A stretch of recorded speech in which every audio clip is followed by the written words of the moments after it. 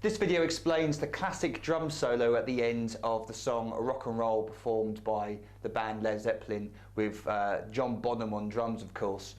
And the actual solo itself is 6 bars long, with the 6th bar just being a bass drum and the crash cymbals we'll get onto later on. So really you've only got to learn 5 bars if you like.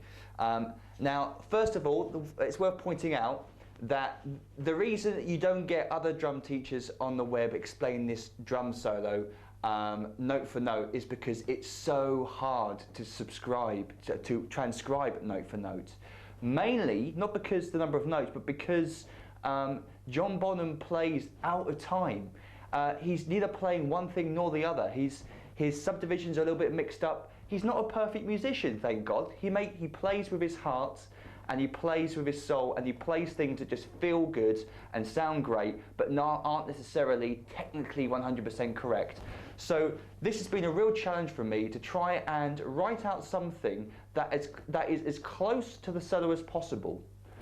It's actually impossible to notate using actual music notation exactly what he plays unless you want to be really complicated.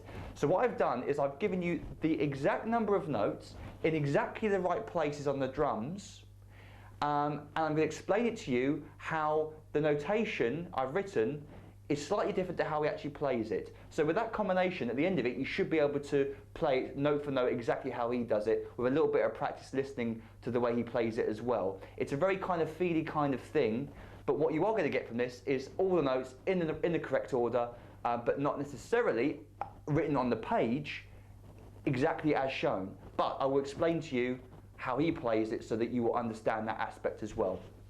Okay, let's do a little disclaimer out of the way. So let's crack on. The solo actually starts on the upbeat of beat 4. That's how I've written it. So it could be any upbeat. I decided that the main part of the solo I want to start on beat 1, and that the first 2 notes start just before beat 1 on the first bar as notated with the music. So if we're going to count it, we're going to count from beat 3 of the first bar, ignore the first two free beats, and go 3E and a 4. So I'm going to play it left right because it feels like an upbeat to me. 1 and 2 and 3E and a 4 and 3E and a 4. Onto bar 2, and we've got a very quick rough played single stroke on the snare drum as quietly and as quickly as possible into the main note.